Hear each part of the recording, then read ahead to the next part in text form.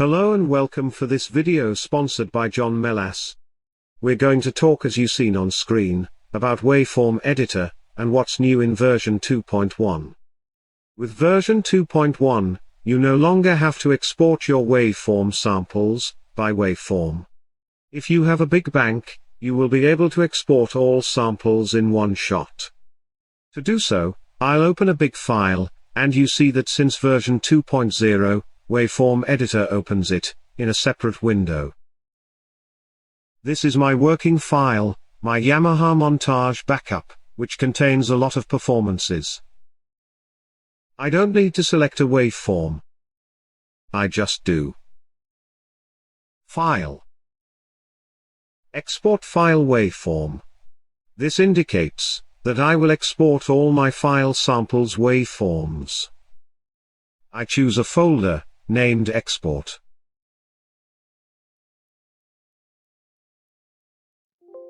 A pop-up tells me it's done. This directory has the name of my backup file. I named it after its creation date. You see all folders that correspond to user area, and each library area that contains waveforms. My two FMX libraries were not exported, because they do not have waveforms, of course. In this directory you will find folders with waveforms names, that contain Keybanks with files. Here, for example, you can see my reface CS samples I done, with notes associated to each sample. This way, I do not have to take it on stage. Let's have a look at my Motif XF directory, which contains a lot of performances with samples. There are also Bose folders, which are Bösendorfer for piano folders. These folders are empty, it's normal. Protected samples are not exported, it's respect copyrights. That's all for this first very practical function. Let's come back to my Enigma file. The other new feature is located on top panel, after selecting a keybank.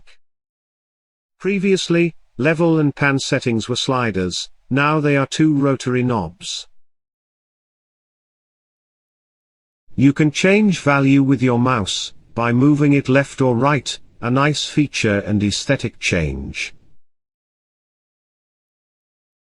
New, on the right are coarse and fine rotary knobs, like Yamaha terms, and we can adjust pitch of our keybank, by semitones or centimeters. On the virtual keyboard, at the bottom, keybank root is displayed in red. Here, it is on its original key.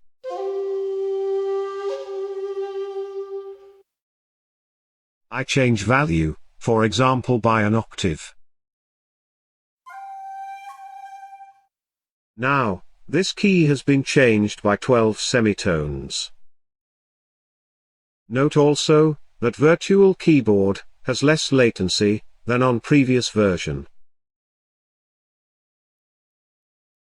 On this new version, John has worked a lot on improving processing for waveforms and keybanks. Let's see another example. I select a waveform, right-click on it, select Process, and I have direct access to Crossfade function. Previously, we had to double-click on a keybank to open its edit window, and then click on Crossfade. You can also make a multiple selection and do it for all keybanks at once. I kept the most important part for the end, the icing on the cake, the best for last.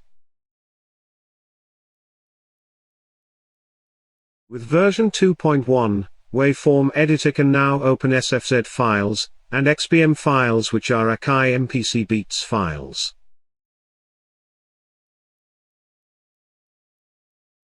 I have already opened MPC Beats software, preferably, let's open an empty project. This way, we start from a blank paper sheet. What does this software bring to Montage and MODX users?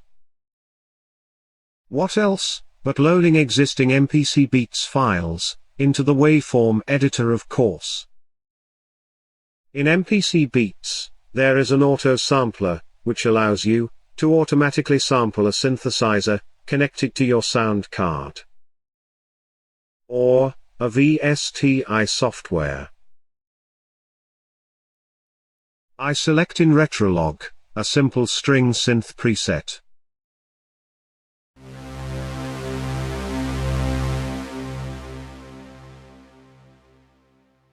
You can see audio signal in the bottom left corner. I am able to resample Retrolog inside MPC Beats. I go to Tools, Auto Sampler. It's better to cut LFO and effects to sample, but for the video, we'll keep it simple. When we have choose all settings, we click on Just Do It.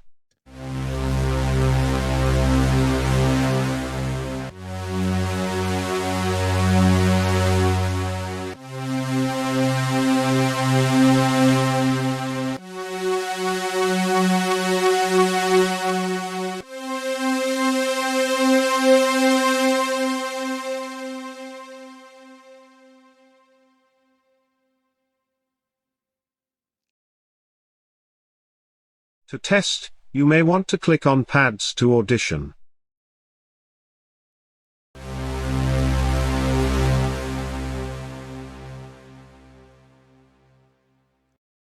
And then you may think, it's wonderful, it's sampled really well. Crossfades are perfect, you don't need waveform editor. Well, no. On the pads, you are playing Retrolog, and not your samples. To listen to them, you have to click on the samples that have been created here. Pads have changed, you can play samples in different ways. The very beginning. The crossfade.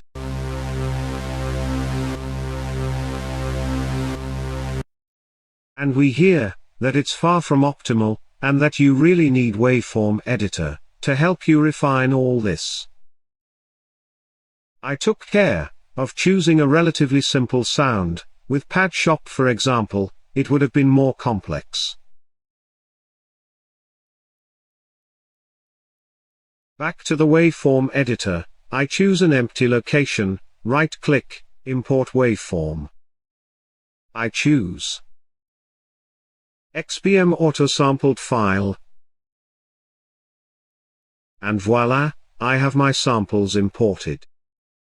You can see that loop points are taken into account, and we can now start Keybank editing. Choose right-click, Process, Crossfade, or double-click to view full Keybank view. I'm not going to show you, in this video, how to work with Crossfade to get a much better result. It's a very good pair, MPC Beat to do auto sampling, and waveform editor to manage crossfade and fine editing. This Moessieux video, sponsored by John Melas, to show you all new Waveform Editor 2.1 features, is now ending. We hope, John and me, it helps you see and understand all new features in this new Waveform Editor version. So thank you, see you soon and goodbye.